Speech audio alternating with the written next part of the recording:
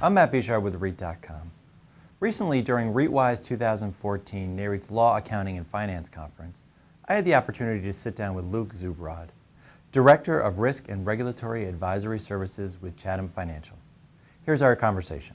In the new post-financial crisis world, there's been a great deal of discussion on the appropriate level of leverage for the REIT industry.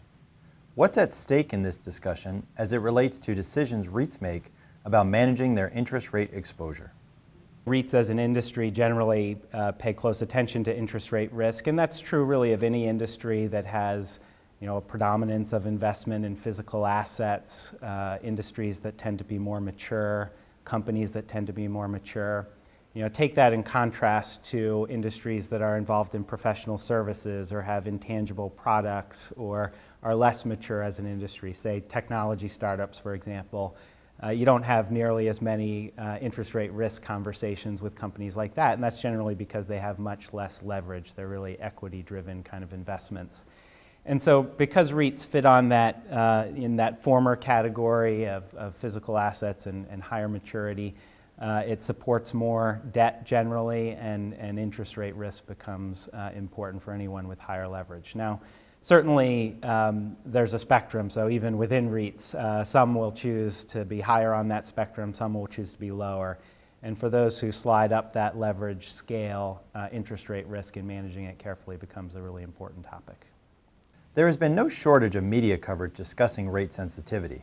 But what advice would you give REITs as they assess what the appropriate mix of fixed and floating rate debt might be given volatility with interest rates? The way that we can analyze whether someone is exposed to short-term interest rate risk is to look at the percentage of fixed rate debt compared to the percentage of floating rate debt that a company has.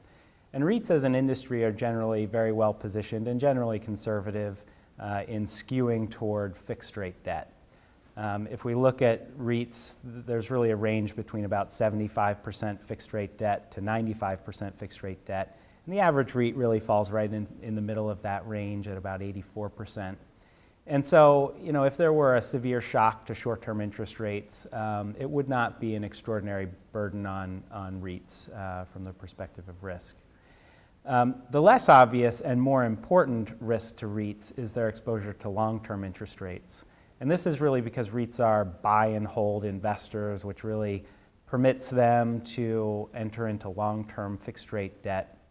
And to give an example, let's say you have a REIT with a $100 million fixed rate bond maturing in 1 year.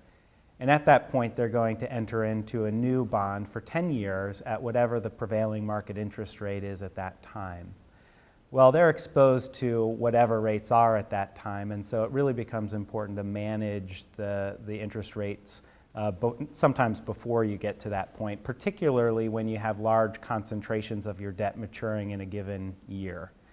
And again, REITs are relatively well positioned to address this risk as well. You can look across the industry, and probably on average about 4 to 10% of REITs debt is maturing within the next few years each year. I'd say, though, that for REITs who have more than about 15% of their debt maturing, this is an area where they really want to pay attention, not only from a liquidity risk management perspective of potentially entering a market when the capital environment has dried up, but also from an interest rate risk management perspective of not having too much of your balance sheet exposed to repricing risk at any one point in time.